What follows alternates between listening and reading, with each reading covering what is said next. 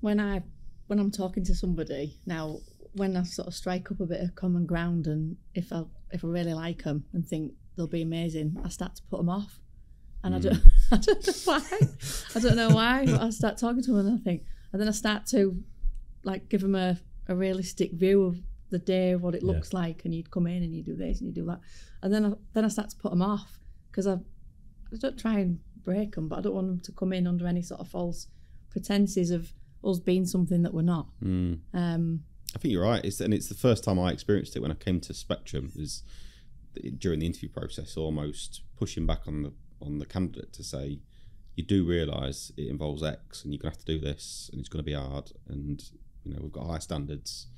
And my initial impression was, why the hell would you do that? But then 2 years in, I think I understand why we do that, because it's the acid test, isn't it? It is. That's what it is. It's someone still interested after hearing.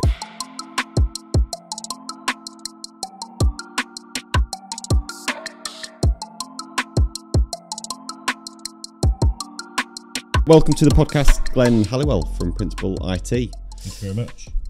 So for watchers, listeners, do you want to introduce yourself, who you are and what you do? Yeah, so I'm Glen Halliwell. I'm from Principal IT. I'm Managing Director of a specialist IT recruitment firm here in Hull. Started my own business, decided to take the plunge and start my own business in January 2021, post-pandemic. I spent the full pandemic working from home, and then sort of decided, why am I doing this for somebody else? I need to go and do it for myself. So took the plunge and went off and did it. Sought investment from a bigger recruitment business. Okay. And then off we went, and 2 years later, doing all right. Yeah, not doing bad, to be fair. Not doing bad. We're getting there. We've gone from sort of absolutely nothing, a standing start, to getting to the point where we are now looking for 4, 5, 6 recruiters, if we can get hold of them. So, funny enough, finding recruiters is as hard as finding technical staff at the minute. Yeah. And do you specialise in IT, digital tech? Yeah, so we only do IT, digital tech recruitment. That's all I've ever done. Okay. To be fair, I think you need to be very good at one thing in recruitment rather than trying to do 6, 7, 8 different things. Okay. So whenever we get a recruiter on, it's always interesting to get a view from the market, I guess, in terms of how hot the tech market is for recruitment at the minute. So how would you sum it up, certainly versus where we were maybe 12, 18 months ago? I think the market in recruitment is always a bit of a roller coaster, really, to be honest with you. I think when you're sort of in the economic state we're in, it's not as booming as it was 12 months ago. Mm-hmm. But there will always be a demand for good people. And finding good people is what we pay recruiters for. Yeah. So I wouldn't say we're absolutely fine like we were 12 months ago in these 6, 7, 8, 9, 10 vacancies that we're working on at once, but at the same time, it's not quiet. Okay. And a lot of the time with IT recruitment is you don't necessarily have to have a job on to be able to get a candidate in somewhere. Okay. Being a specialist, if I come across a candidate that's got a certain set of skills, I'll still send them to pick the phone up and I know we'll have a look at the CV, and then it'll get going from there. So yeah. Okay. One of the things I wanted to ask you about, I probably might be going too deep too quick, but we'll find out. So the ethics of recruitment, because you'll be moving candidates from one company to another, and what's your view in terms of that and moving candidates back and forth between the same business and then you taking a margin? What's your response to that? That's straight in there, isn't it? Yeah. I think, to be honest, my view on it is every client I work with, the main thing, and Sally would back me up on this one as well, is honesty with everybody and having an open conversation. So generally, I won't go out of my way to start pilfering clients. If one of their staff applies for a role I've put online, I'm not going to not speak to that person because they've approached me. But then being able to have that honest conversation afterwards with that company that they've potentially left and gone somewhere else always helps to have that good, open, honest relationship. And I mean, to be honest, when it has happened, because the person's applied and come to me and I've not gone out of my way to start pilfering their staff, it's very much, well, why is that person looked to leave? What conversations they had with you? What point did we get to where this person's applying for new roles and looking to leave? And that's when the point where we sort of say, well, yeah, let's have a conversation about what that is and what's been said in the exit interview and see if there's something we can do differently. Yeah. But one thing that is a big no-no, which some recruiters do, is play a little chess match of, right, I'll put them there for 2 years, and then I'll wait 2 years and I'll ring them, and then I'll put them back over there for another 2 years, and I'll wait. It's just going to come back and bite you. And it's not, I wouldn't do it personally. But if I get approached by a candidate that's looking to leave somewhere, they're going to be applying with other recruiters. Yeah, so that's your job at the end of the day. At that point, you sort of go, it's sort of a fair game, as it were, do you know what I mean? And then you have that conversation with the client afterwards and see where it goes from there. You touched on an interesting point there around employer branding and making a place a great place to work and making people aware that it's a great place to work as well. So have you got any good examples? You don't have to name the business, but good examples of where organisations you think have got a really strong employer brand, and where do you think, how have they achieved that? I mean, for me, a lot of the businesses that have got a good employer brand employ for what I would call the will rather than the skill. So it's quite easy to take the best person that's the best technically gifted person and put them in somewhere. But if they're going to upset the apple cart with everybody else, it's going to quickly de-escalate. It's going to quickly escalate, and people aren't going to be happy there. Whereas the best businesses I recruit for will always stick to their ethos of their DNA as a business, of who they want to work there, and then add the skill on afterwards. I mean, we was having a conversation earlier about a certain business in Hull that will not be able to find the technical skills they need in and around the area because it's that niche. But what they will do is they'll hire people that fit within their business, and then off the back of that, teach them the technical skills, and then everybody's in the same boat. Then we do some of that. I think that comes back to cultural fit, and culture's massive. And I think if you get the right person, some of the skill can be taught and trained. You can teach people new skills, but you can't teach someone a new personality or a new it's like what you said about the will. So they have to want it to make it work. And I get that, and I think we do a bit of that. We have a mould of individual that we like to recruit that we think will fit into the culture of the organisation. Is there a risk though with that you end up just with copies of the same type of individual, and you don't have that kind of diversity of thought and diversity of individual? No, I think what people perceive as one thing, people perceive things differently. So I think a mixed bag of people is always the best way to do it, because you get the broad spectrum of people within your business that have got different views on things. But I think that if you've got everybody pulling in the same direction, one person will perceive one area or one value as something, whereas my perception of that area and value would be something different.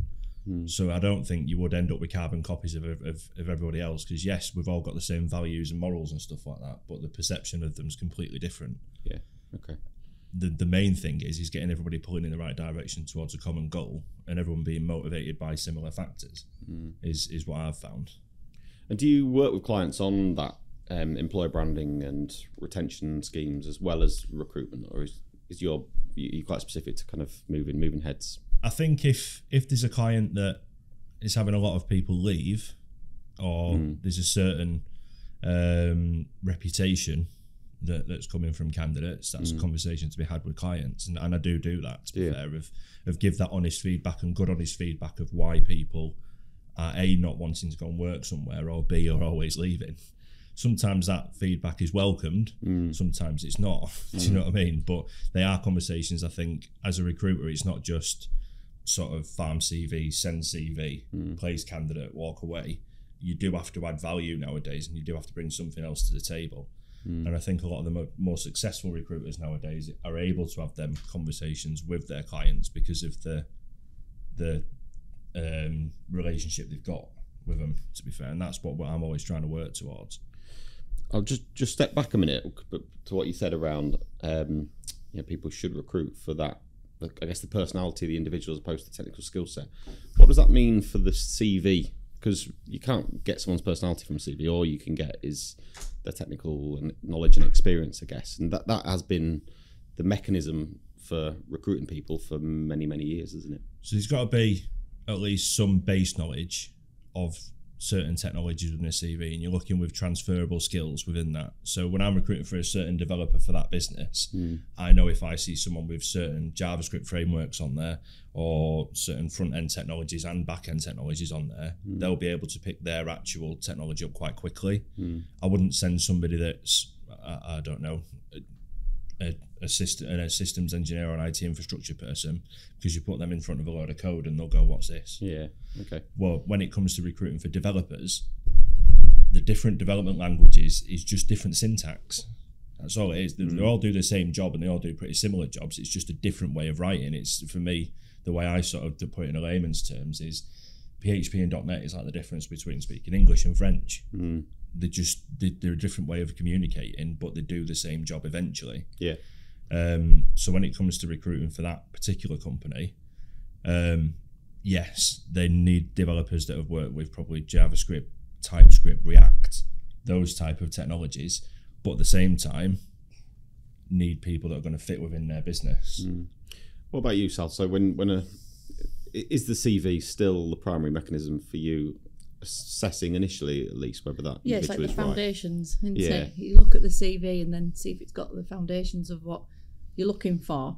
Then if it's a CV that, like, if you've sent something over to me, I'll give you a call or an email and say, tell me a bit more, you know, and you sort of try to do a little bit of character building based on the foundations that you've read, and then build up a bit of a picture.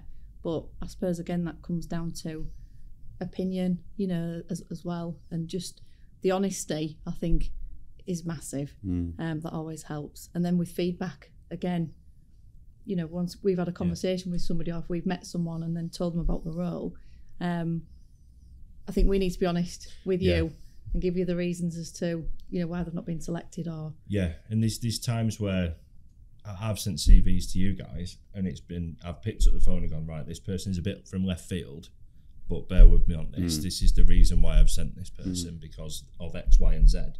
And then they've generally been invited in and they've smashed their interview, and you've got that.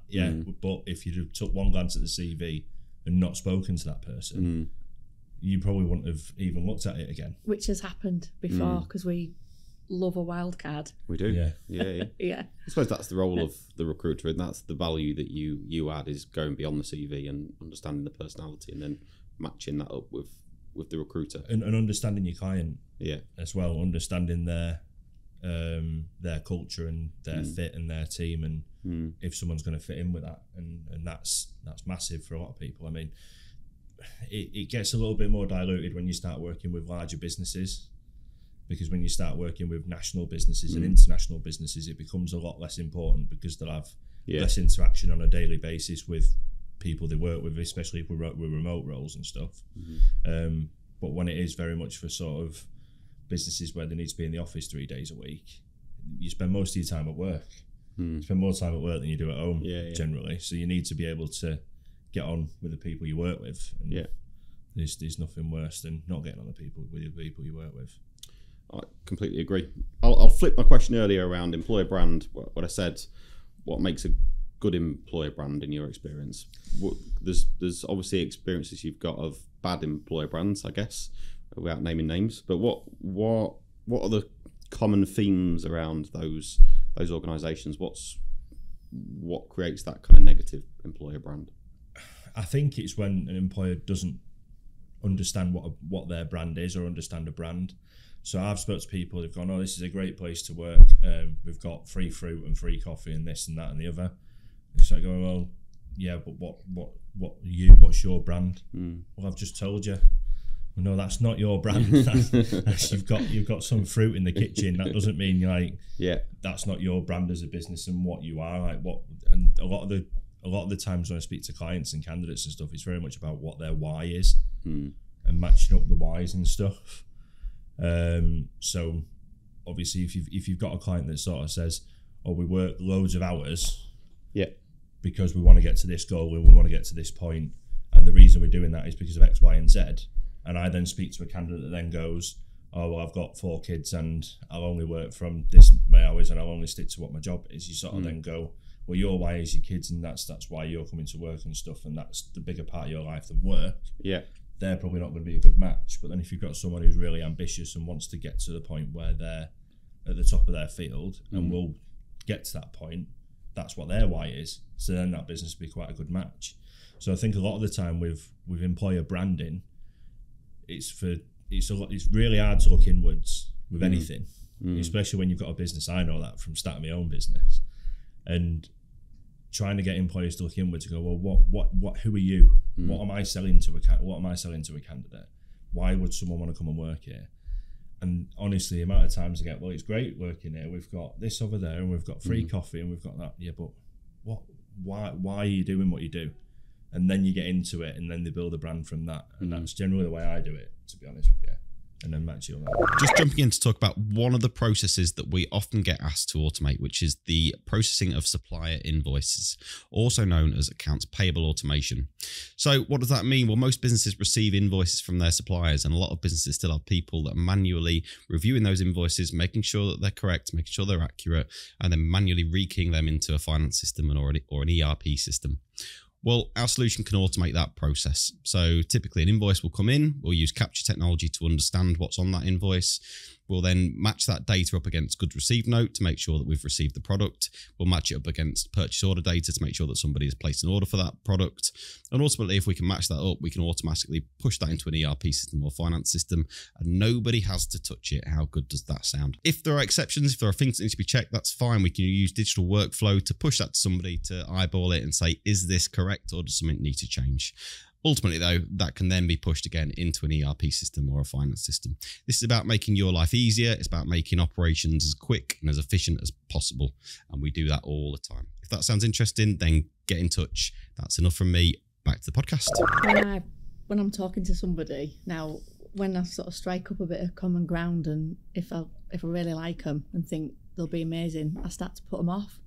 And I don't know why, but I start talking to them and I think, and then I start to like give them a realistic view of the day, what it looks like, and you'd come in and you do this and you do that, and then I start to put them off because I don't try and break them, but I don't want them to come in under any sort of false pretenses of us being something that we're not. I think you're right. It's the first time I experienced it when I came to Spectrum, is during the interview process, almost pushing back on the candidate to say, you do realise it involves X and you're going to have to do this and it's going to be hard, and we've got high standards.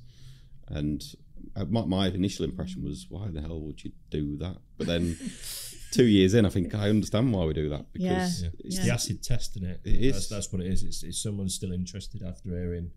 Because it's really easy to sort of look at all the positive things. But we all know everybody has bad days at work. Everybody has bad days at work, no matter what profession you're in. And I think sometimes in the interview process, if you can sort of look at what a bad day would look like and how that candidate reacts, you then sort of get a bit of an insight into how they're going to react when it has been a day where everything that you could think of's gone wrong. Yeah. Do you know what I mean? Absolutely, yeah. It's true, and you don't want to be having a difficult conversation, do you, in 3 months' time, saying this isn't right, and it's better to have that conversation in an interview and flush that out at that point in time. Yeah, it's gauging their commitment as well. Yeah, to definitely. you, because you want to know how much they want to be here. Yeah, which is important. Do you see many candidates leaving an organisation for less money because of the employer brand, or maybe the employee experience, I guess? There has been, I have had cases of that in the last 12 months, of people saying, I just need to get out of here. And I mean, it's not for massive amounts. It's not like people haven't took 10, 12 grand pay cuts, but I have seen people either go for the same money or leave for 2 or 3 grand less than what they're already on. Right.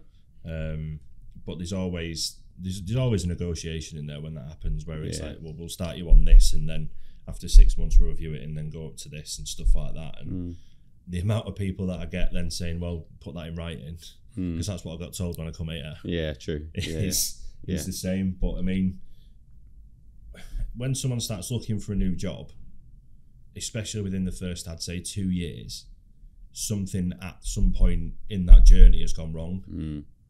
Because I know it's not like 20 years ago people would work at places all their life. They'd leave school, they'd get an apprenticeship, they'd work their way up, Yeah.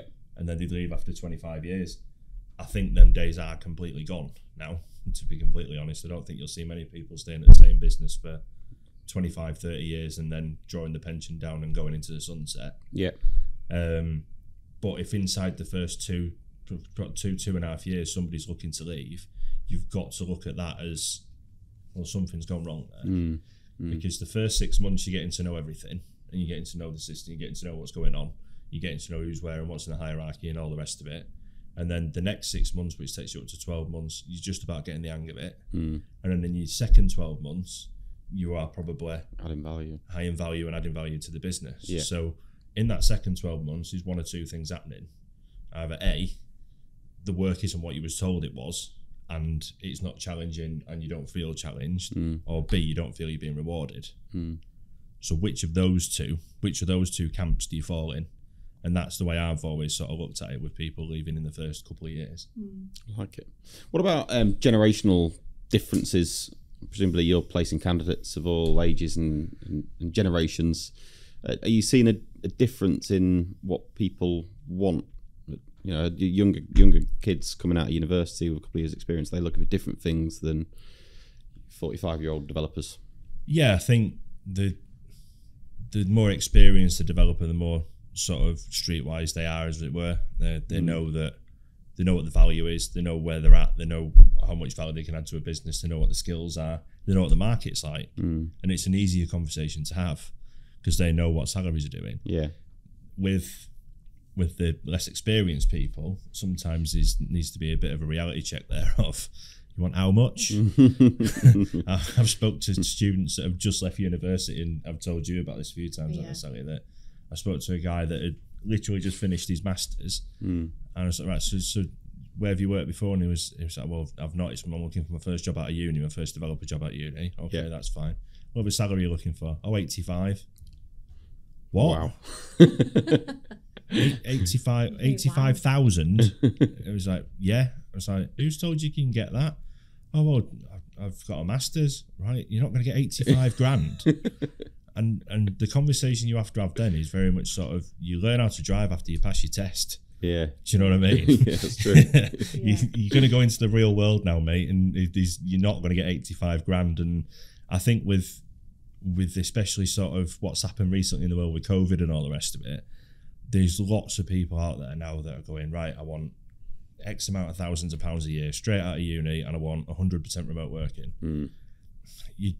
For me, the biggest mistake anybody could make is come straight out of uni and go straight into 100% remote. I 100% agree. Because you're not going to learn anything sat at home. Yeah. You're going to learn the ways that things are done in the real world outside of education by sitting next to that dev that's got 15, 20 years experience, by sitting next to that infrastructure engineer that's got 15, 20 years experience. And trying to get that across to people and trying to tell them, look, you're going to get more out of going to the office every day and paying your dues and earning that until you get to that next one. And the problem you have with the more junior guys is they want the job after this job rather than this job that's in front of them right now. Yeah, that's a worry, I think, for us when we recruit graduates and they're in, and we want to keep them. We don't want to lose them. So we don't want to be like a stepping stone. There's a huge disconnect between education and enterprise for me. Massive disconnect. I mean, you get people that will go on a computer science course and get told, oh yeah, when you complete this computer science course, you'll have Rockstar Games, you'll have this gaming company coming after you, and you'll be working on the next Grand Theft Auto, or you'll be developing the next FIFA and stuff like that. That just isn't how it works. That's not what happens in the real world. And I think a lot of the time that is what's sold to people when they go on them courses, is that, oh, you'll be able to work 100% remote, or you'll go and get a job in Silicon Valley. Do you think, I was going to ask, where is that perception coming from that a grad with a master's will get 85 grand? Is that from university, or is that stuff they're reading online? I don't know, is the honest answer to that one. I don't know if it's stuff they're reading online or whether it's stuff that's being said to them at university or what. I mean, there are handfuls of people that I've known have done stuff like that. I mean, there's just, especially within, I mean, I know we keep going back to development. I recruit for a lot more than developers, but development is probably the main one at the moment where people are struggling.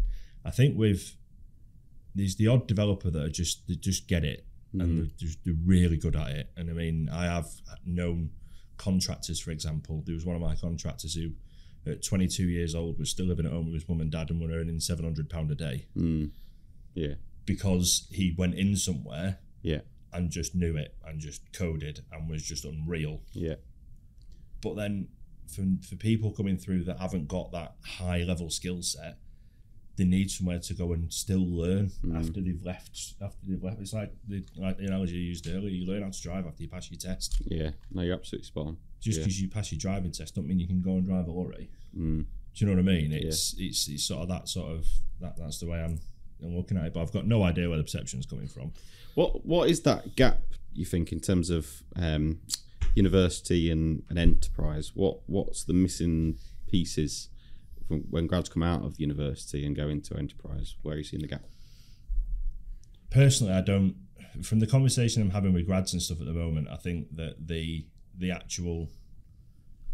subject matter that they learn within university is a little bit behind the times in enterprise. So a lot of the stuff they're learning on computer science courses and stuff at the moment, from what I know of, are very much legacy systems and legacy coding ways. So I think they're still doing stuff like C++ and all that type of stuff. When if I see a C++ job come up, I know it's going to be tough to recruit for, because everyone's going to go, I don't want to work on old stuff. I want to work on new stuff. Yeah. And there's very rare I hear of graduates working on stuff like React, JavaScript. I mean, even some of them have started doing iOS development, and nobody does iOS anymore. It's all done through web applications for mobile. And if you're doing native apps, then it's not generally built in iOS or Android anymore. It's built within something that will be cross-platform, because it's more sort of cheaper to do. So I think the main disconnect is the actual subject matter of what they're learning in university. Sometimes it's too broad as well. Yeah. So the amount of people I've spoken to have said, I want to do something in business, but I'm not sure what. Yeah. And then I think, well, that's massive. Where do you start? I like the idea of business. I've got a degree in business, but I'm not sure what I want to do.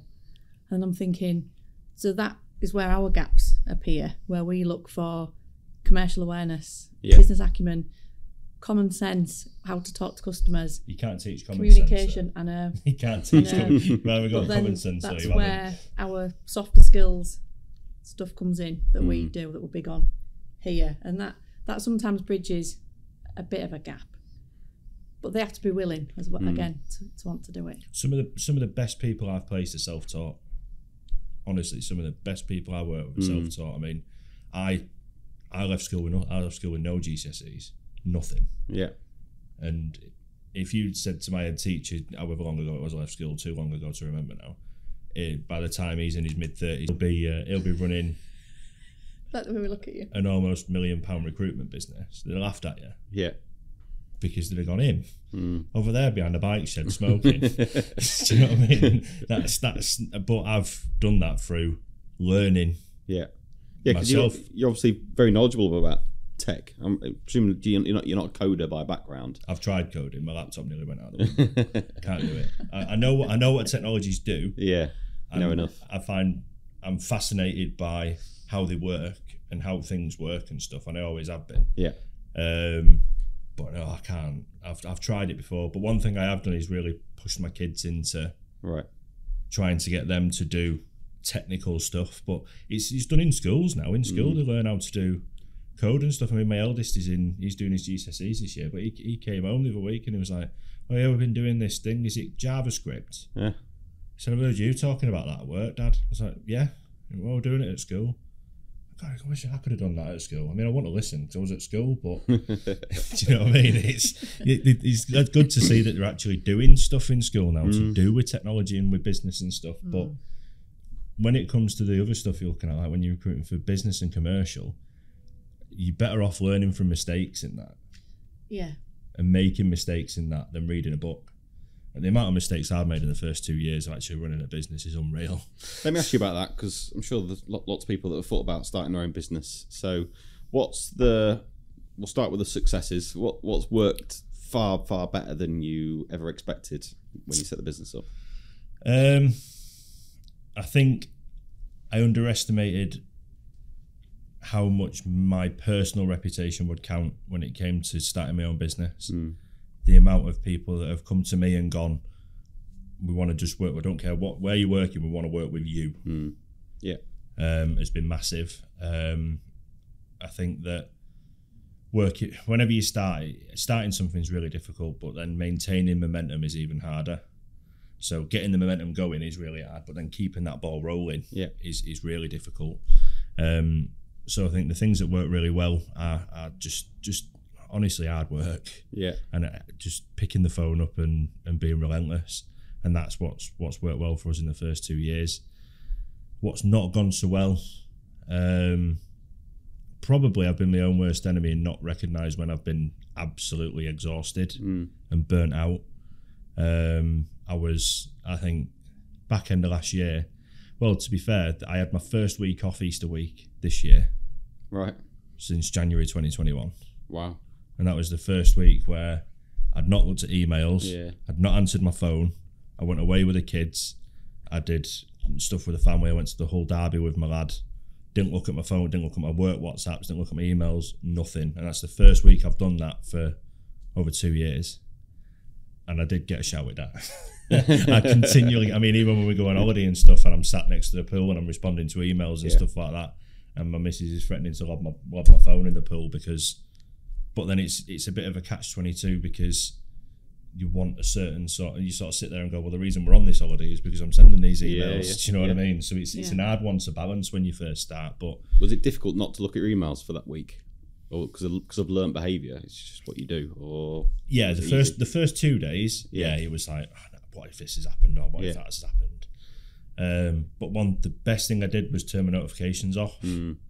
And I didn't, because usually when I've got my emails at the bottom of my phone and I see like the red number on it, it's in my head, right, I need to read that. But I turned all that off and I removed it from my home screen on my computer, on my phone, knowing that if I can't see it, it's out of sight, out of mind. But the first 2 days I was like, I've got to check my emails. And then I'd just go off and do something else around the house. I'd take the kids out or whatever, just take my mind off it.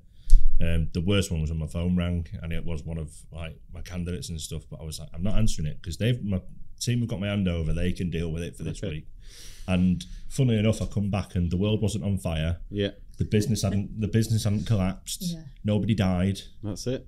And I've sort of learnt now that I need to. And you probably empowered your team to be able to do more in the future as well. And funnily enough, they had their best ever month. Yeah.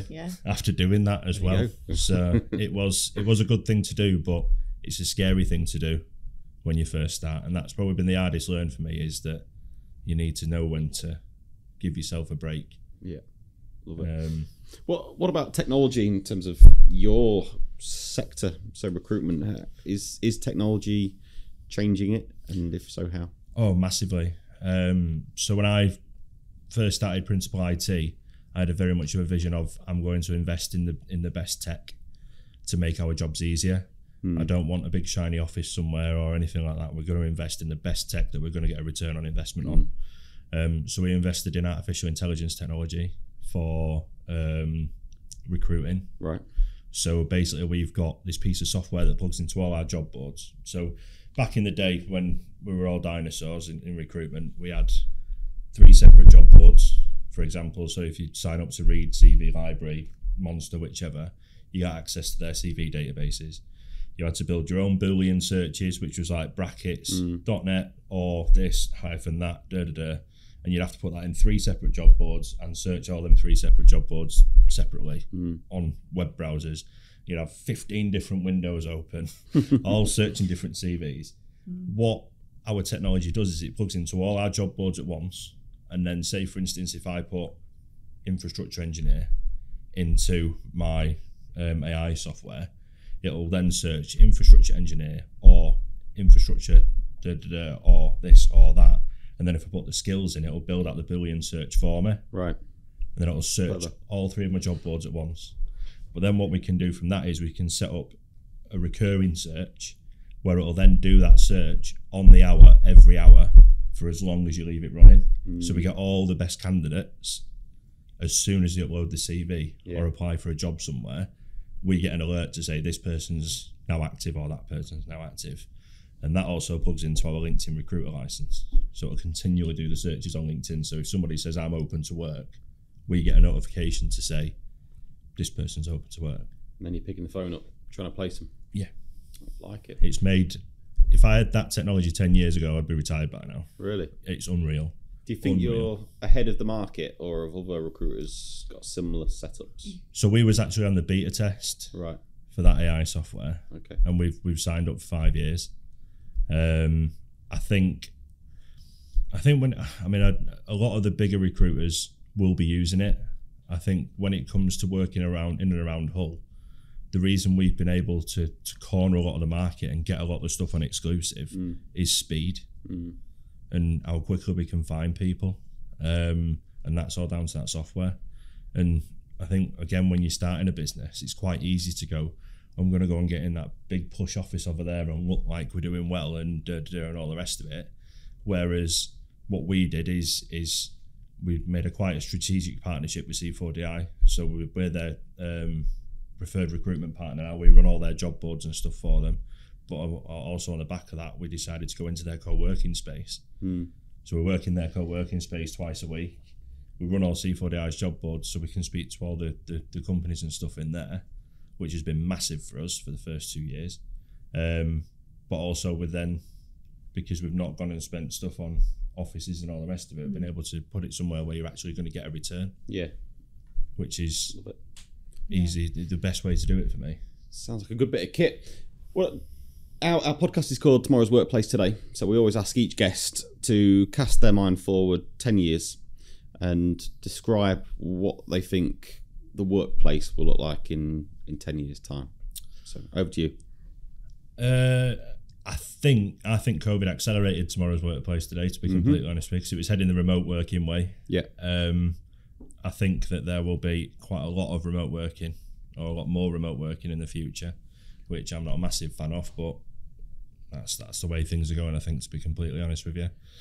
And I think there'll be a lot more personality-based employees going into places. So there'll be a lot more psychometric testing and stuff like that in place for people getting roles for not just sales and stuff where you put psychometric testing in. I think people across businesses now will be getting the psychometric side of things and looking at personalities as well as skill and will.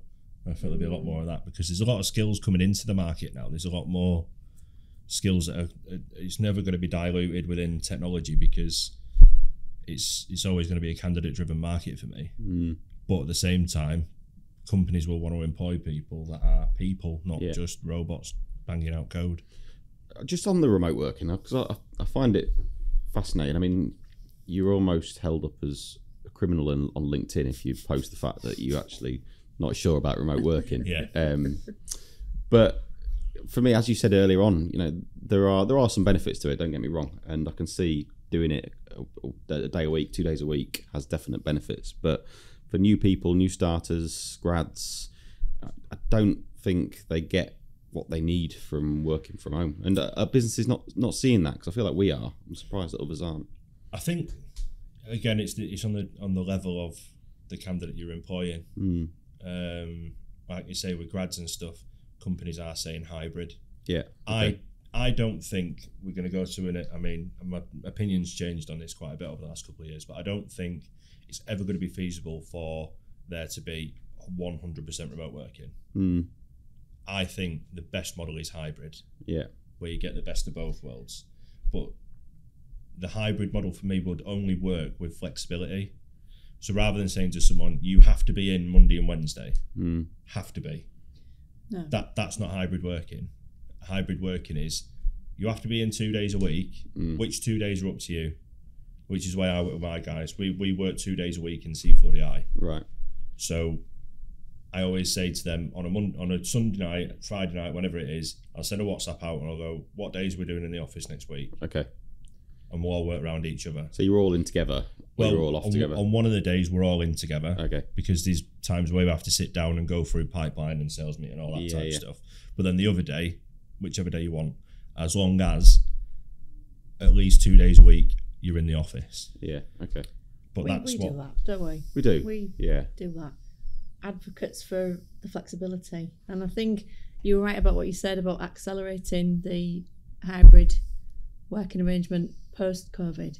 But we had to do an awful lot of educating with some of our managers, where some of it was still of the old school mentality, where we're thinking it's like a 9 to 5, and there still are some aspects of this business with, with calls and customer needs where we need to provide that cover.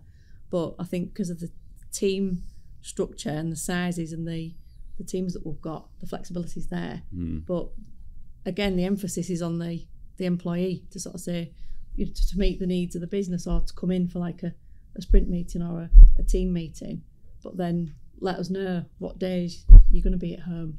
And so far, that seems to be working. Yeah, well. I think it's organisation and getting, like we work in Scrum team, so it's getting your Scrum team in on specific days so that you can do your sprint ceremonies, etc. And then when in the middle of the sprint, disappear off home and you're on your remote, that's fine. But it just needs a bit of structure and a bit of thought to it.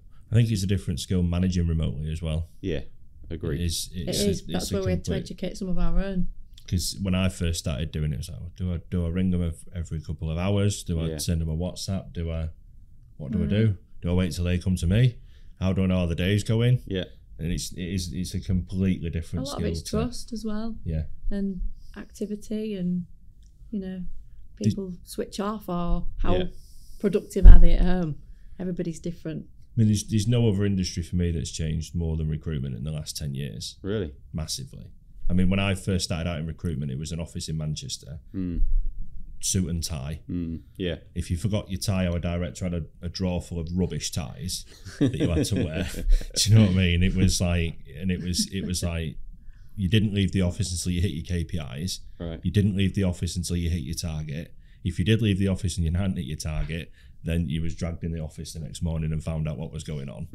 And it was very much a cliche recruitment boiler room mentality. Tough place to work. But a great place to learn. Unbelievable place to learn where I first started out in recruitment. Yeah.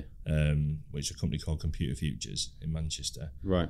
And it was an unreal place to learn how to do recruitment. Yeah. But then I think if you took that into a workplace now, where it was like, why haven't you done 2 hours outbound, or you've done this, or you've not done that, people would crumble. Yeah. And it's just the way things have gone now, to be honest with you. And I mean, the way I still do things is very much, there are KPIs and targets that need to be hit, but if they haven't been hit, then it's not a sort of a massive deal. It's, well, what can we do differently to make sure that we get to that point where we are hitting things? Yeah. Rather than, it's a grown-up conversation. Yeah, rather than I'm in trouble in the morning. Yeah. Type of thing. So, but for me, recruitment now, there's not many recruitment offices you walk in and they're all being suits. Yeah. No, agreed. One last question for me, actually, around new technologies, because we do a lot in the low-code space, and we've spoken in the past around whether the emergence of low-code development platforms will almost remove the need for loads of Java developers being sat at home or in the office, wherever they may be. I just wanted your view on that, whether you see that as a kind of disruption in the industry or not. There's more of an emergence of it. Yeah. But I think technology is constantly evolving anyway. And I think there'll always be a need for somebody to be able to fix a line of code, even in a low-code environment, and sort of identify bugs and stuff like that. I do think there'll always be a need for out-and-out devs. Well, someone's got to build the low-code development platforms themselves. Exactly. But I do think there'll be less of a need for teams of 30 JavaScript developers doing the same thing, because I think there'll just be more of one actual senior JavaScript developer that'll build the low-code environment, and then other people supporting off the back of it. But technology surprises you, doesn't it? I mean, the advancements in 10 years, even if you look at iPhones, how much they've sort of gone boom in 10 years. And 10 years ago, nobody had an electric car, and how much they've come on. Yeah. So the next 10 years really exciting in technology and stuff like that. I mean, I think back to my first mobile phone. It was like that big. Yeah. You know what I mean? And people went, touchscreen, that'll never catch on. Oh yeah, well that worked, didn't it? So I think the next 10 years are really exciting. Yeah. With AI, with obviously there's stuff going on at SpaceX and stuff like that, and sort of the moon and Mars and all the rest of it, and the technology that's going into that. And I mean, even in the local area and stuff, if you look at some of the businesses around here that are looking at sort of really cutting edge technologies and stuff and wanting to recruit for cutting edge technologies, and I mean, there's some massive businesses that are doing loads of different things at the minute in Hull, and that's just Hull. And then start thinking sort of Leeds, Manchester, London. It's a proper hub for technology, the UK, and it's going to be interesting. I agree. I think Hull flies under the radar a little bit, but some incredible businesses and incredible talent. So, well, I won't be in business if they want. Absolutely. So, absolutely. Yeah. Wonderful. Glenn, thank you for coming on. Really appreciate your time. No problem. Thank you.